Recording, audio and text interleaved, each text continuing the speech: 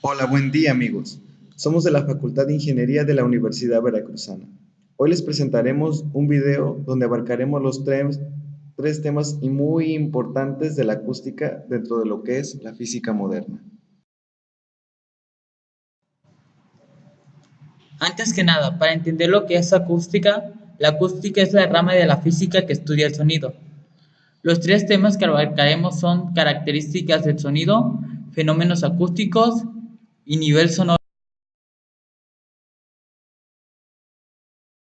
Las características del sonido se encuentran el espectro audible, la altura del sonido y tono, timbre de un sonido e intensidad del sonido. El espectro audible está formado por audiofrecuencias. El oído humano está capacitado para recibir sonidos cuya frecuencia se encuentra entre los 20 Hz y los 20.000 Hz y transformarlo en sensaciones auditivas. Existen tres zonas de frecuencias. La primera es zona de frecuencias bajas o tonos graves. Corresponde a los sonidos cuya frecuencia se encuentra entre los 20 Hz y los 256 Hz. En esta zona, los sonidos de gran intensidad son percibidos por la mayoría de la población. La segunda, zona de frecuencias medias o tonos medios, corresponde a los sonidos cuya frecuencia se encuentra entre los 256 Hz y los 2 kHz. A esta zona pertenece el tono fundamental y los armónicos de la mayoría de los sonidos. La tercera es zona de frecuencias altas o tonos agudos. Comprende los sonidos con frecuencia de los 2 kHz y los 20 kHz. Es la zona con mayor rango de intensidad percibida. En la imagen se muestran lo que son los infrasonidos. Son los que son menores a 20 Hz. También está el campo auditivo humano, que se encuentra entre los 20 Hz y los 20 kHz. También al final se encuentran los ultrasonidos. Estos se encuentran por encima de los 20 kHz. La altura del sonido y tono. La altura está directamente relacionada con la frecuencia, pues mientras mayor sea la altura, mayor será la frecuencia, y mientras más bajo, a menor frecuencia tendrán las ondas. La altura o tono está determinada por características en los instrumentos, como el tamaño, que mientras más grande sea el instrumento musical, más grave será el sonido. La otra sería la longitud, mientras más larga sea una cuerda, más grave será el sonido. La tensión, mientras más tensa se encuentre la cuerda, más agudo será el sonido. Y la presión, mientras mayor sea la presión del aire, más agudo será el sonido. Bueno, en la siguiente imagen nos podemos dar cuenta que cuando se lleva a la otra octava, la frecuencia es el doble. Por ejemplo, luego de la nota Si, con frecuencia 493.088 Hz, viene el Do.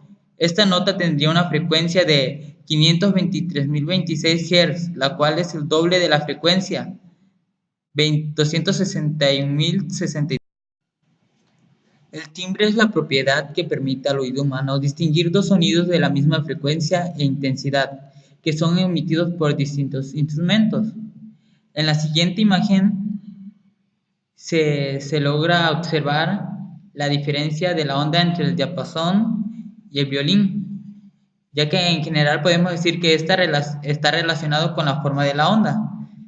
Bueno, al tocar la misma nota, el timbre será distinto.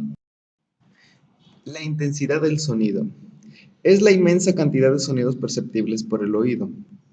Está directamente relacionada con la intensidad que corresponde a la energía que se propaga en el medio y puede ser medida como la intensidad acústica o intensidad sonora. ¿Qué es la intensidad acústica? Se define como la cantidad de energía que transporta una onda sonora en la unidad de tiempo de superficie o de potencia por unidad de superficie, la cual se mide en watts sobre metro cuadrado. En cambio, la intensidad sonora se mide en decibel. Está definida como una escala logarítmica, no solo por el intervalo de intensidades a las que resulta sensible el oído inmenso, sino también por la sensación de fuerza sonora que tiene una dependencia logarítmica con la intensidad. A continuación se muestra la fórmula para calcular la intensidad acústica, la cual se mide en watts sobre metros cuadrados, en donde E es la energía, T es el tiempo, A la superficie y P la potencia. La siguiente ecuación es para calcular la intensidad sonora en decibeles, la cual relaciona la escala logarítmica en la intensidad medida en watts sobre metros cuadrados. En esta ecuación, I0 es la intensidad mínima para la que se produce una sensación perceptible y su valor es 10 a la menos 12 watts sobre metros cuadrados. En la siguiente imagen se muestra la escala de decibeles que va desde el umbral de audición hasta el umbral del dolor. Esto está dada en decibeles. Bueno, llegando a los 80 decibeles, la exposición diaria provoca una pérdida leve auditiva y esta se recomienda el uso de protectores auditivos. Entre los 80 y los 90 decibeles, la exposición diaria provoca una pérdida auditiva entre moderada y severa. Se exige el uso de protectores auditivos. Entre los 90 y los 100 decibeles, la exposición breve provoca una pérdida auditiva entre moderada y severa. Se exige el uso de los protectores auditivos con cuidado especial.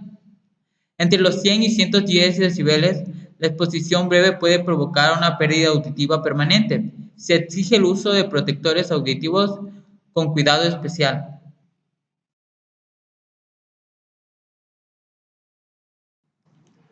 El siguiente tema son los fenómenos acústicos, dentro de los cuales se encuentran el efecto Doppler, la absorción, la difracción, la radiación y el eco. El efecto Doppler en las ondas mecánicas se refiere al cambio de frecuencia que sufren estas cuando la fuente emisora de ondas y el observador se encuentran en movimiento relativo al medio. En la imagen se logra observar que la frecuencia aumenta cuando la fuente y el receptor se acercan y disminuye cuando se alejan. Cuando una onda mecánica llega a la pared rígida, se refleja totalmente, ya que la pared no se mueve y no se absorbe energía de la onda como se muestra en la siguiente imagen.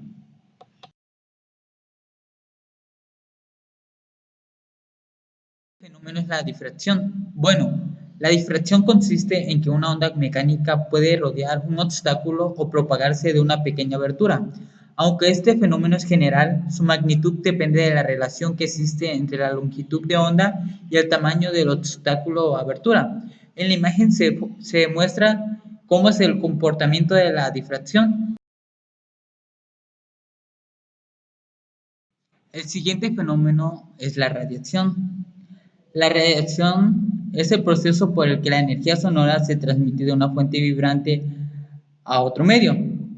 Bueno, en la imagen se muestran las longitudes de onda para los diferentes tipos de radiaciones, las cuales son la radiación gamma, la radiación X, la radiación ultravioleta, la luz visible, que son los colores del arco iris, la radiación infrarroja, las microondas y las ondas de radio. La siguiente es el eco.